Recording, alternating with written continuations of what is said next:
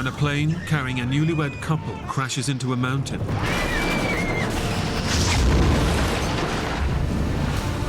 The survivors are left stranded in remote rainforest. We didn't belong there. It's horrifying. To stay alive, they must battle the hostile environment. You just couldn't stop your body from shaking.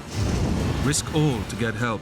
Brandon, get out of the plane! What goes through your head is that you're not going to live through this. And keep a grip on their own sanity.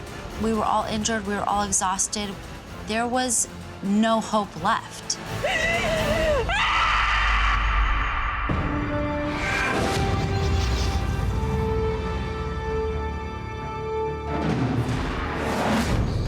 Where's Michael? Michael!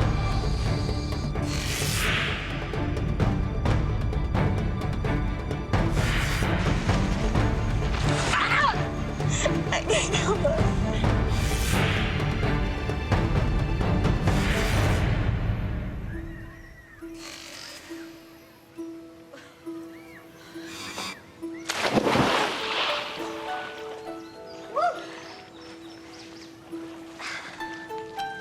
You're not gonna come in?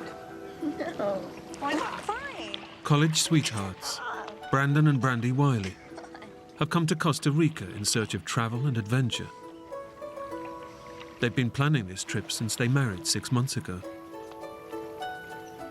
I met Brandy in 7th grade, and she moved away to another high school, and then we reunited in college and began to date. Can I get 2 orange juices? He was very adventurous, very independent. I think what attracted me to him was the adventurous side of him, that he kind of took me out of my box a little bit. Okay, thank you. We had basically sold everything that we had owned and moved on to just travel.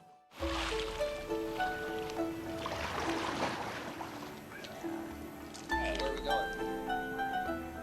I think what was attractive most to us was the fact of the unknown, the fact that we could just pack our bare essentials and X amount of money and see what happens.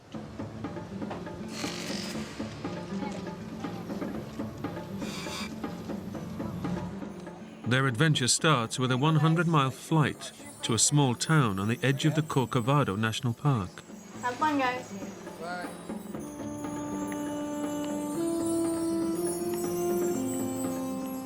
But getting there means a 30-minute journey on a small aircraft, something Brandy is dreading. See, it's not so bad, is it? I guess not. Flying was something that I did not like to do. I remember it being a little scary because it was just a little puddle jumper. It wasn't tall enough for you to stand up straight. It was really small. It was really small. No, let's sit in the front row. Come on, it'd be really cool. We can sit at the cockpit. No, let's just sit one seat behind. Brandon said, "Hey, babe, let's go sit in the front row." I think because of my fear, I said, "No, let's just sit one seat behind." So we sat in the second row. There are 6 passengers on today's flight. Guys? Last to board is American expat Michael Packard, who lives in Costa Rica and regularly takes this trip. How you doing? Hey, I'm Michael. Brandon. Brandon? Nice to meet you. Brandy? I've done the flight so many times that I was just looking forward to reading my book and getting back to town.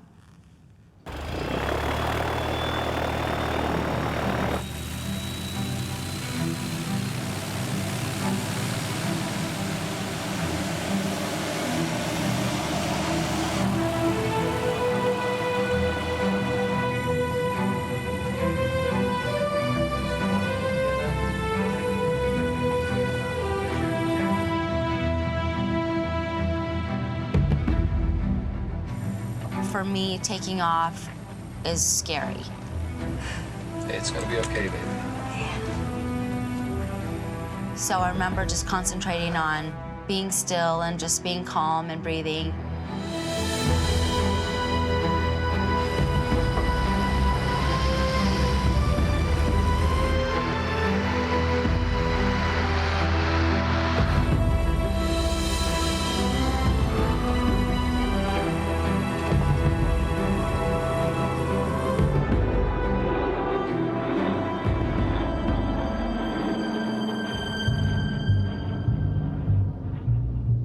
Costa Rica is a small country that is both densely forested and very mountainous.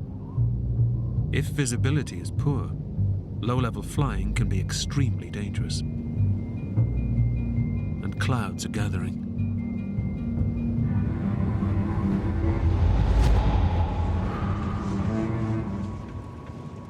When I look out of the window and I see clouds, that's a little frightening to me.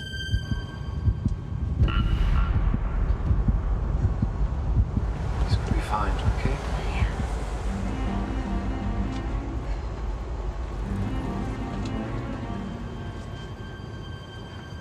I don't particularly like flying up there because it is a rough ride sometimes. They are small planes.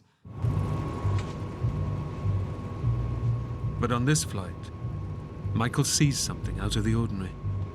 I noticed the two pilots conferring with each other, looking a little concerned. And I realized what they were doing was looking at coordinates in these books, trying to pinpoint their position because they weren't sure where they were.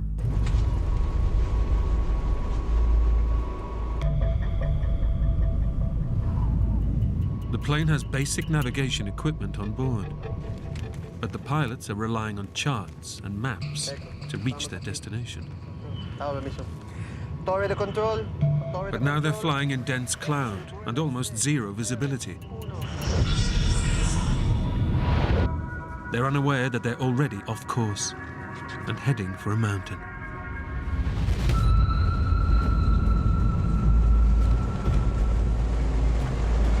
These clouds are getting very dark. It's fine. Brandy said, "Look how thick these clouds are." And so I looked outside of our window, and it got darker and darker.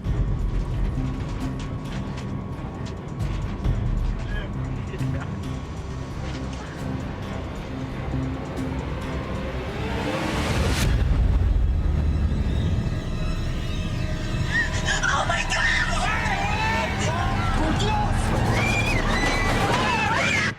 It's horrifying. That was my ultimate fear coming true. What goes through your head is the fact that you're not gonna live through this. You're headed for the mountain. You're headed for the mountain to die.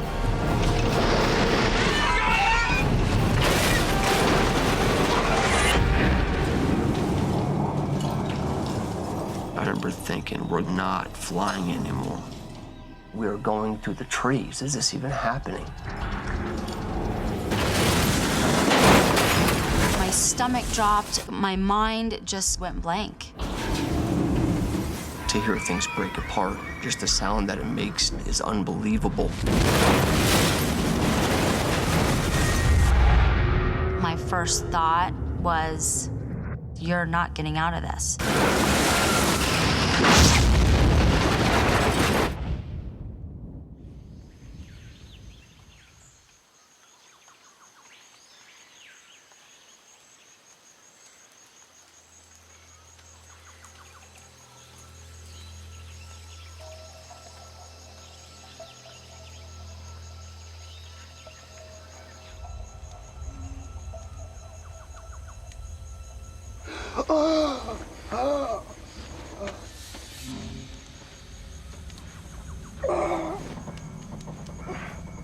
I wake up and it's freezing cold, and my entire body was soaked in jet fuel.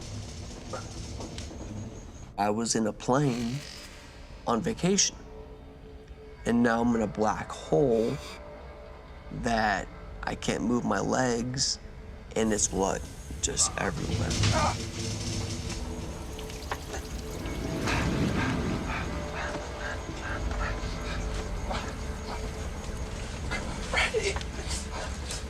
Brandy was head to toe blood. And I remember thinking, oh my God. Brandy! Brandy! Brandy! Wake up! Can you hear me? Brandy! Wake up, Brandy! Brandy, can you hear me? Can you hear me? My first memory was Brandon talking to me. Brandy, listen to me. You gotta get out of here. We're covered in jet fuel. Oh my God. Get your belt. Let's go. I remember feeling completely panicked and completely in disarray. Hurry, go! Get away from the plane!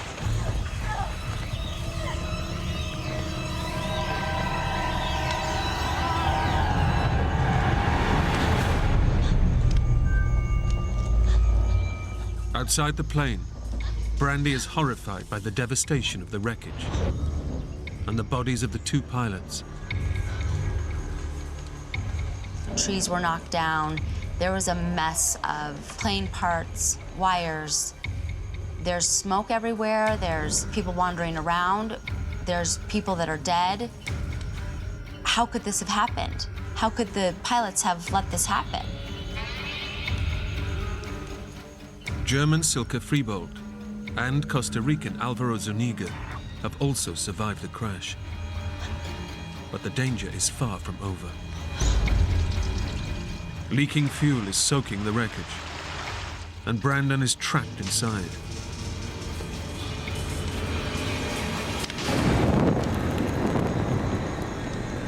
Brandon!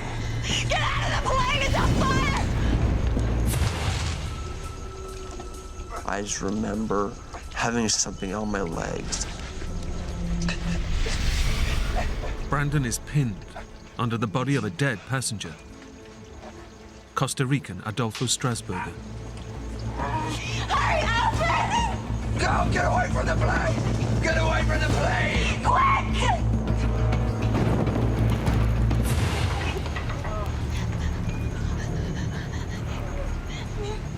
Get away from the plane! The survivors need to get a safe distance from leaking fuel. But in severe pain from extensive burns, Alvaro is unable to move. Come on, we gotta get away from the plane!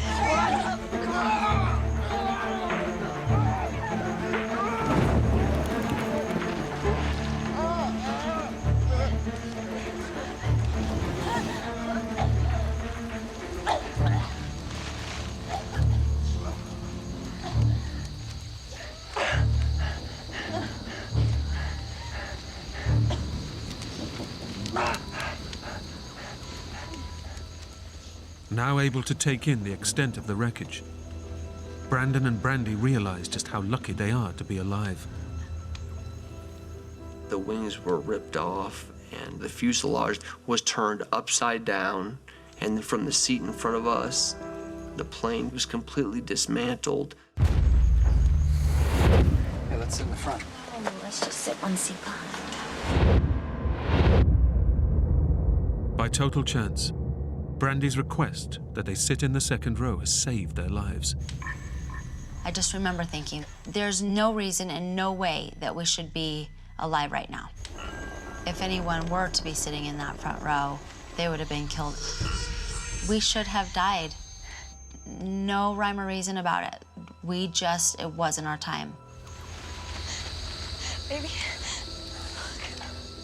Brandon is bloodied and battered. As a trained nurse, Brandy instinctively takes action. My wife went to school to be a nurse. It was just intuitive that she had known what to do. He had broken all the bones around his eye and his face was swollen. He also has deep cuts on his arms that are bleeding heavily. Okay. It's okay, sorry.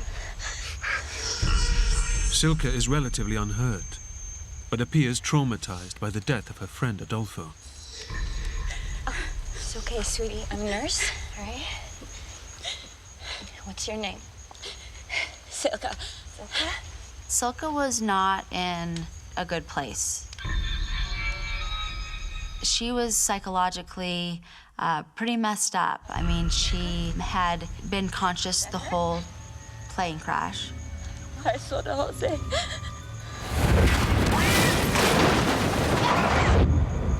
I was really worried about her mentally. Suddenly, Brandon remembers there had been 6 passengers on the flight. 1 is dead in the plane, and 4 have survived. So someone is missing. I'm Michael. Brandon. Where's Michael?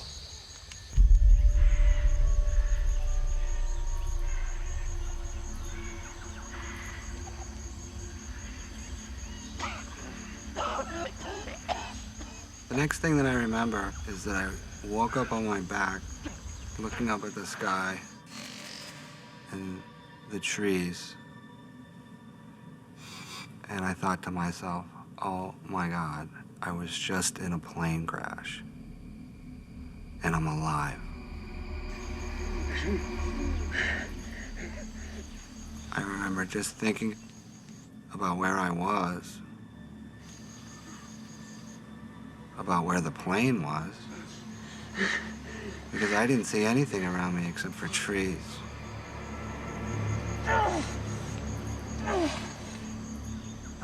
The sheer violence of the crash has thrown Michael Packard's body some 200 feet from the plane. Adrenaline floods through him. He's unaware of just how seriously he's injured. I was in shock, so I really didn't feel the pain yet.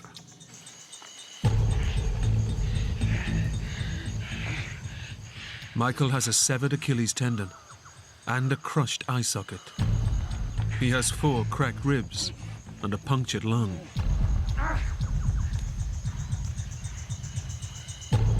It's a miracle he's alive, but he'll need an even greater miracle to survive.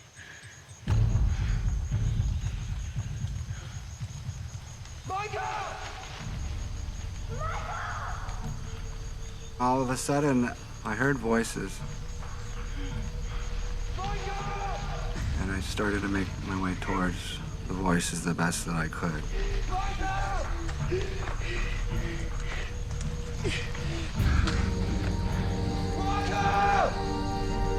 He's here. We got you, man. It's okay.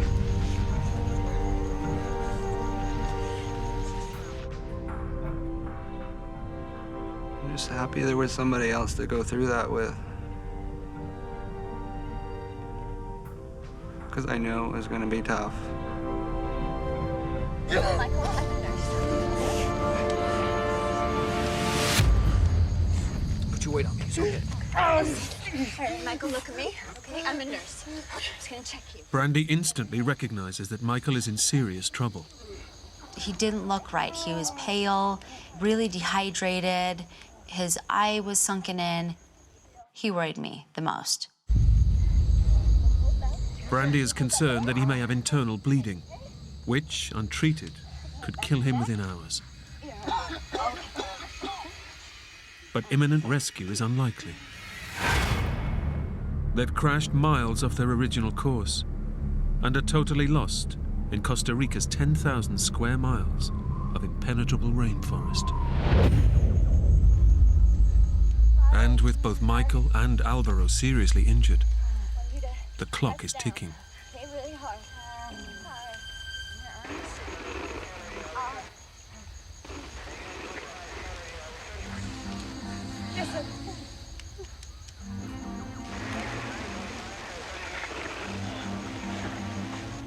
I could hear radios. I'm not even sure if it was Spanish that I was hearing or what it was, but it was definitely a transmission. It's the plane's radio. Their only link to the outside world, and the only way to get the message out that they've survived. But returning to the fuel-soaked wreckage is a massive gamble. So I'm thinking, what are you gonna do? Flip a switch and have the whole thing blow up? We're stuck in the middle of nowhere. We've got to find something. Stay here. I'll be back. Brandon, I don't know. You should go. It was a lifeline, but I was terrified that the plane would blow up. Absolutely.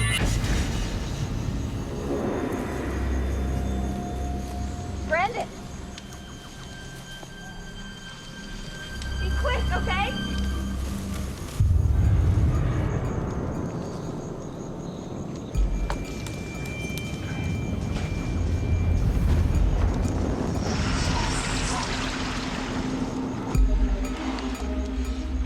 I had to get up over the pilot and more fuel and more glass and more metal.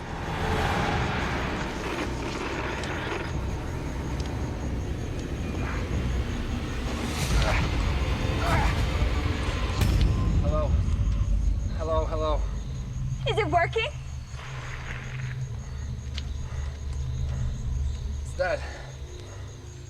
What? It's dead.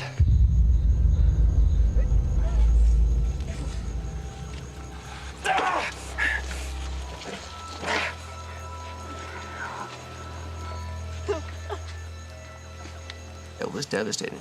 There's nothing we can do.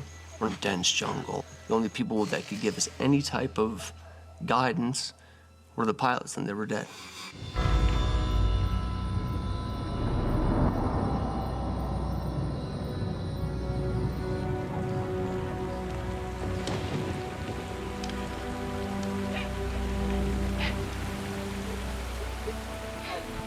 It's rainy season in the jungle.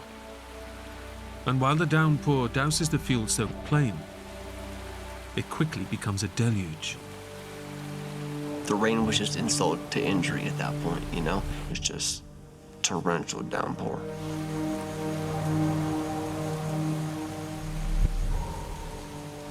We were thankful that the rain was finally going to put out the fire and drench all the fuel and drench everything, drench the wires, get everything just wet so that there wasn't that fear of an explosion or more fire.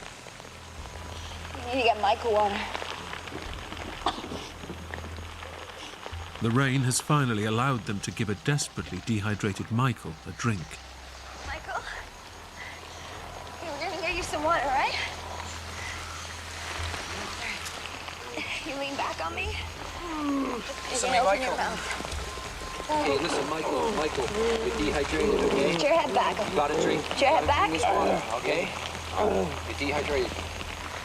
Okay, Michael, listen. And with the rain, the temperature drops fast. It was dark, it was cold, it was wet. I knew that we were in dire straits. And the jungle was taking over. Despite his injuries, Brandon knows that if they're to survive, someone needs to take charge. Listen, I know your face is broken apart and your nose is broken and your friends have their ribs are broken. And why don't you figure something out to do about this?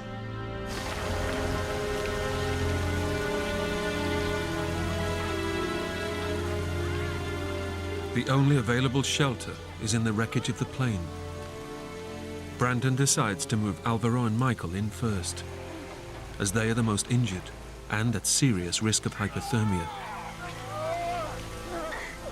For Alvaro, the pain from the severe burns he suffered in the crash makes any movement agony. Once they were laid down in there, there was basically no more room for anyone else. I remember after they put me in there looking out at them and how miserable they looked and how cold and shivering they were. I did feel a sense of guilt, but I also knew that they put me in there for a reason. I could see my condition was deteriorating.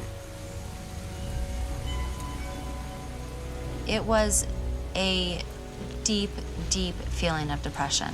We were still cold and we were still scared and we still had no idea what to do.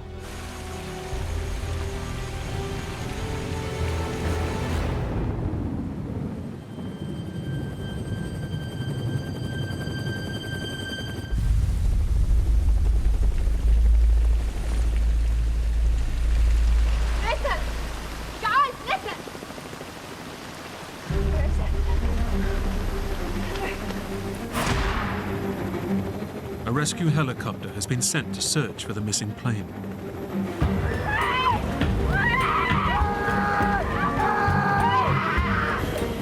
But the crew can't pinpoint its location, as the plane's emergency beacon has failed. By pure chance, the helicopter is flying directly over the wreckage.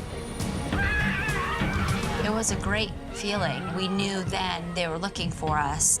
I started thinking, oh my God, I'm gonna make it out of here.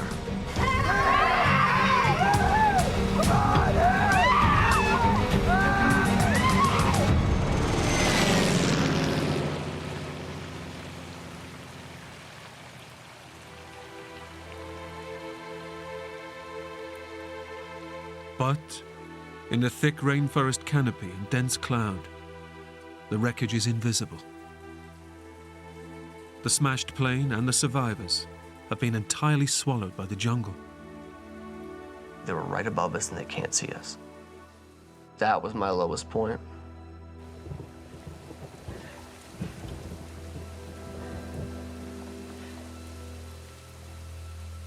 They're lost in thousands of square miles of jungle, with no beacon to transmit their location.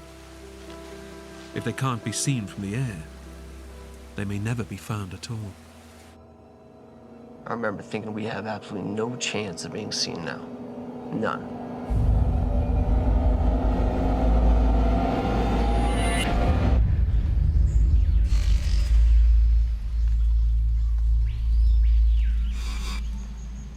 The light is fading, and with it comes a whole new set of dangers.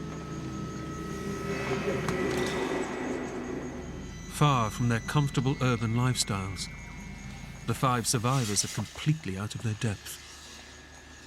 I live in the city. I go to an office, you know? I'm not a crocodile hunter. So, yeah, I was a fish out of water from the time I got there. But Brandon is determined to do what little he can to look after his new wife and the rest of the survivors. Brandy, we're gonna have to find a place to stay tonight. Try to get warm.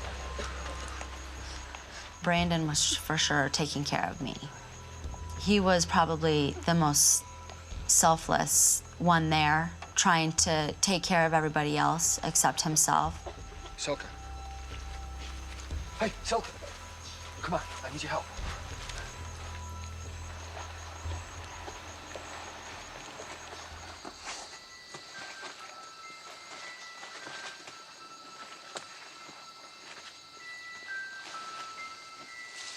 Luggage was scattered for the full 200 yards of the wreck site.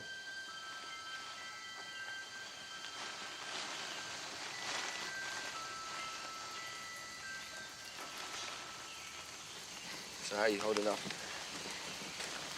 I'm doing okay. Just wish I hadn't seen everything, you know? Can't even imagine. Hey, look, it's my stuff. Try and get as much of it as you can. She had purchased a lot of sarongs in Bali to go back and sell in her shop. So we got all those to tie off other people's wounds, to keep some people somewhat warm. Gathered all the clothes that we possibly could. Yeah, that's it. Yeah. Okay. You okay? Yeah. You got it? Yeah. Let's go. Come on.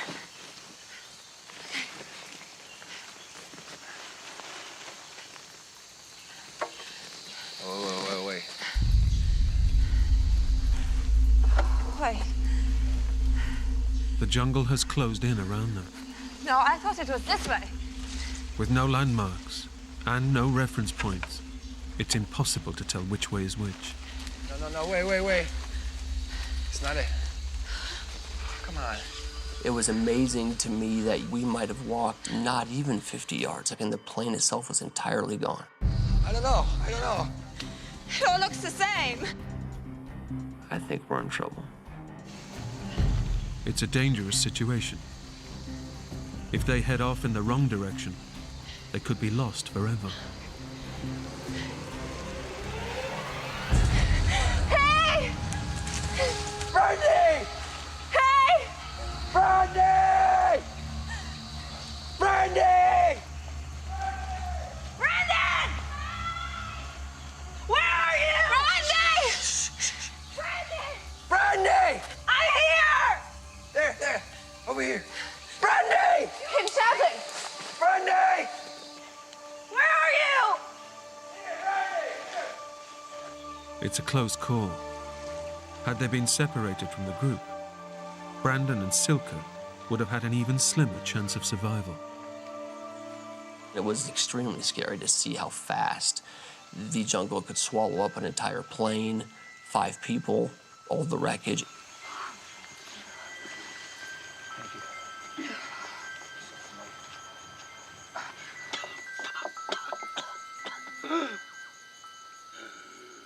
Back in the wrecked fuselage, Michael's 4 fractured ribs move and grind with every breath.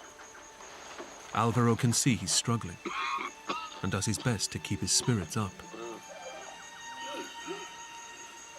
Alvaro had kept saying to me, "It's okay, Michael." We will be rescued tomorrow. You'll be okay. And I was amazed by him trying to console me, even through all his pain. To make matters worse, Michael is now breathing on only one lung. The other has collapsed. My chest was just in so much pain I couldn't breathe. I was definitely thinking about whether I was going to make it through the night. I knew it was going to be probably the longest night of my life, and I wasn't looking forward to it. You gotta keep warm, okay? As darkness descends, Brandy is concerned that Michael won't survive the night. I thought the clock was ticking for all of us, but I thought Michael would be the first one to die if we weren't found. She knows that any rescue efforts will be put on hold until the daylight hours. Now we really have to live this out. I just remember feeling just this sense of overwhelming doom.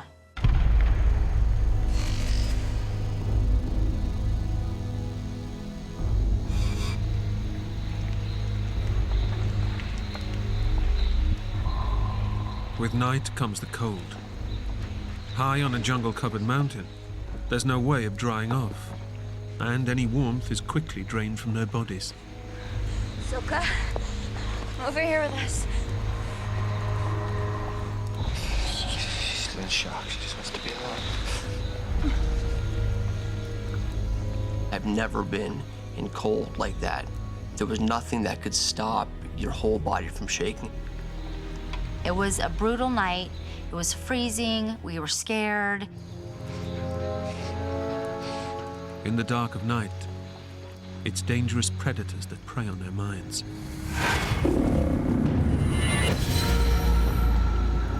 I can remember smelling blood, having blood all over all of us. I knew the smell of blood, we're gonna attract something.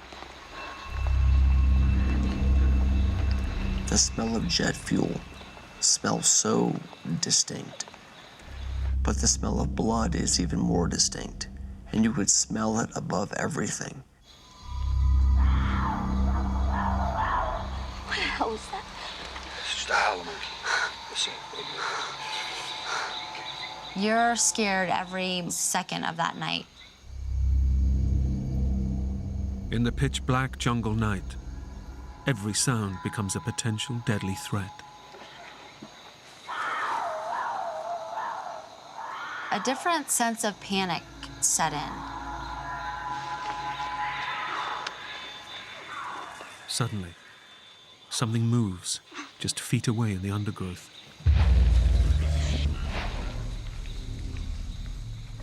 I remember hearing the rattling of leaves, and it seemed to be getting closer and closer. Brandon! What? We realize that it is something walking around. They've no idea what it is, but their imagination tells them what it could be.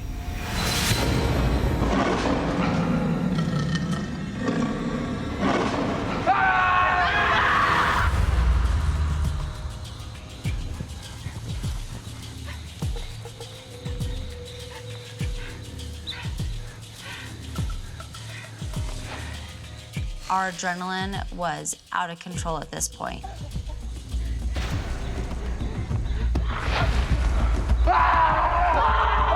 When it came near, we would yell something out, it would stop.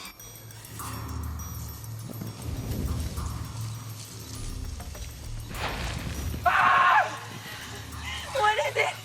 Michael! Alvaro, get as far back in the plane as you can! Michael was bloody enough to be a target, and Alvaro was absolutely immobile.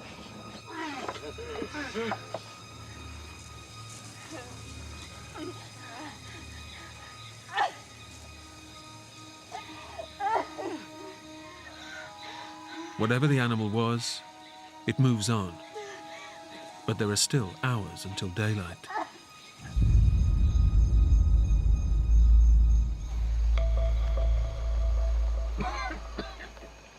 Michael is increasingly weak, and Brandon is desperate to stop him falling unconscious. A clear sign that Michael's brain is shutting down, and his injuries are pushing him closer to death. He was just in really bad shape, and I would yell out to him. Michael! Michael? Are you awake? Michael! Yes! He's awake. Okay, just checking in, buddy. I think I definitely aggravated him as the night went on, but it's better than losing his consciousness. Michael! They wouldn't let me sleep and kept yelling to me. Michael, are you there? You awake? Michael, Michael, all night long.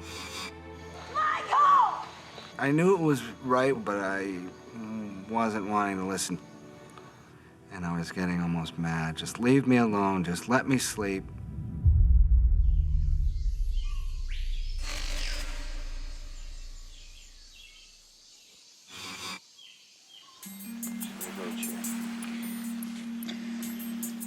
In the cold light of dawn, Brandon and Brandy know that time is running out. Michael has made it through the night, but his body is increasingly starved of oxygen. His breathing is shallow, and he looks like he's dying. Doing good, buddy. Hang in there, Michael. Okay? I think we would have lost him in another day. It was like, how are we going to get through this day? It was a paralyzing feeling of what to do next. They've been missing for 18 hours. They've crashed in remote jungle, and there's no sign of help. We had given up hope for rescue. We thought if we're gonna stay alive, it's gonna be because of us. Okay. We can't sit here any longer. So we're on a mountain. There's a valley below. Why don't we go down there, see if we can find a river to follow? By leaving, they risk getting lost, with no guarantee of finding their way back. But they must take action. If they do nothing, Brandon knows Michael will not survive the day. To be forced to come up with the answers that are going to make you survive or not is something that I wouldn't probably wish on anyone.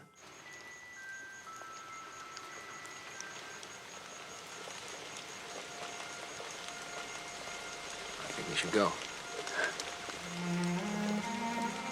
We all need help pretty bad. I can just stay here and watch us die.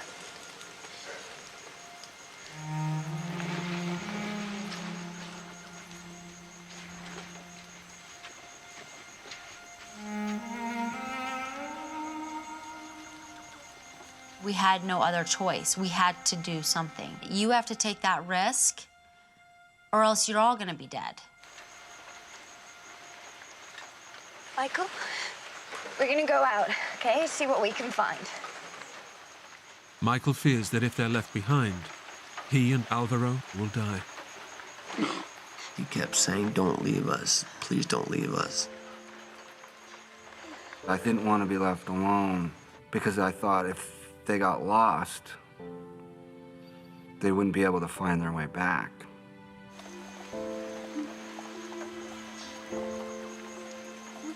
I felt bad leaving them, but I also knew there was nothing more we could do for Michael or Alvaro.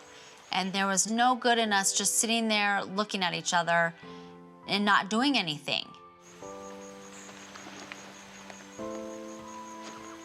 It could have worked out. It could have been completely catastrophic.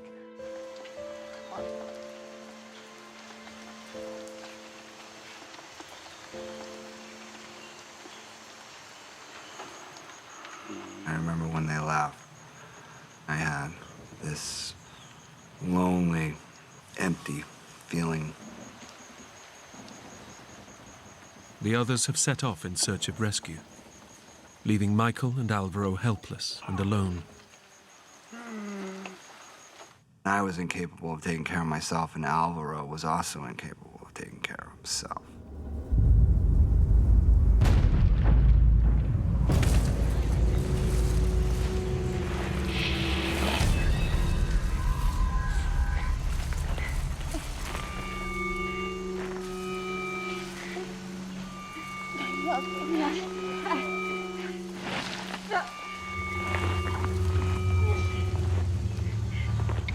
Within minutes of leaving the crash site, the three realize the difficulty of the task ahead of them.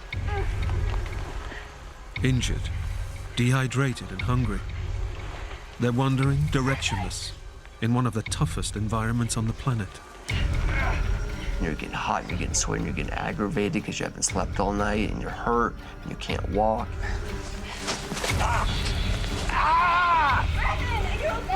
I'm okay. So, not only were we falling down, but there were thorns in the side of bushes that were 2.5, 3 inches thick.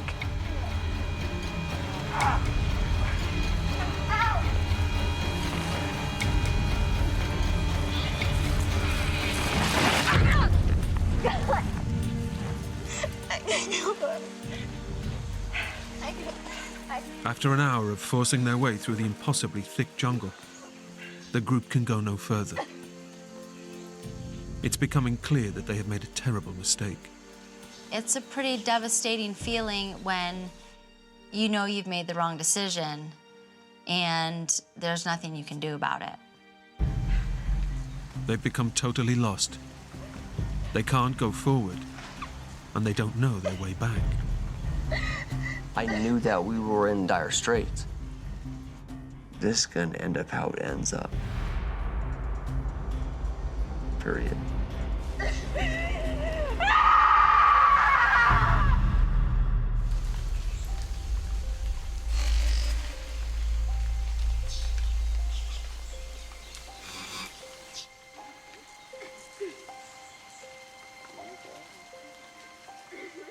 There's nothing we can do at this point. There's nothing we can do to help ourselves. There's nothing we can do to help anyone else involved here. I was terrified that we were done.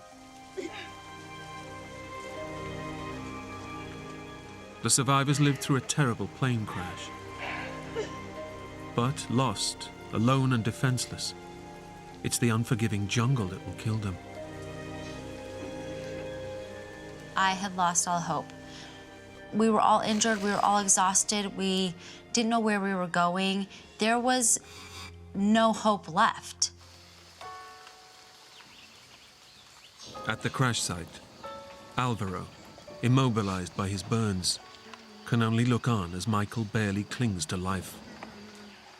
His collapsed lung makes it agonizing to breathe. His blood pressure has plunged, and this could trigger a fatal cardiac arrest. It was miserable. I was definitely on a downward spiral. If I didn't get rescued soon, I could only last so long in this condition. Michael has lost all hope of rescue and resigns himself to death in the jungle.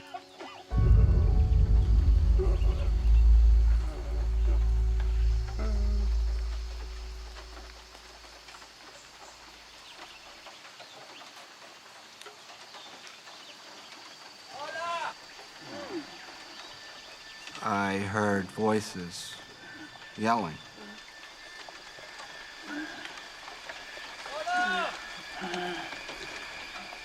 And all of a sudden, this man appears out of the jungle.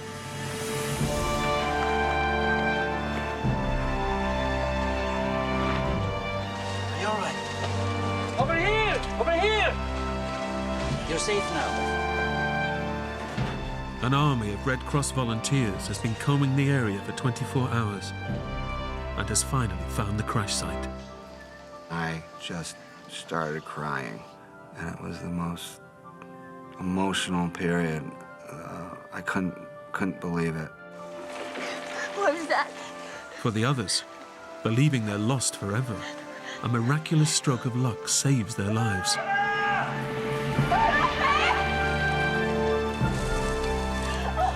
Just like in Indiana Jones, the guy comes through the fields and he has a machete and a backpack. Against all odds, a local farmer and member of the search team literally stumbles upon them. It was the most incredible feeling I've ever had. It was just pure joy. Oye, este es Marvin. It was complete elation. I remember sitting down and thinking, this is unbelievable. Rescued from the Costa Rican jungle, Silke, Alvaro, and Michael made a full recovery. I think it was just luck that I survived. I have a beautiful family. I have 2 beautiful sons. When things get tough, hey, you're just lucky you're here. Brandon and Brandy's injuries healed, and they returned to America. They're still happily married and have 2 young children. You can't go through something like that and not be closer. I was with my husband. He was my family, and he was right next to me, taking care of me. I am definitely happy to be here. I'm happy to have a second chance. And I'm happy to have my wife and 2 beautiful little kids that remind me every day of the reason that I'm probably here.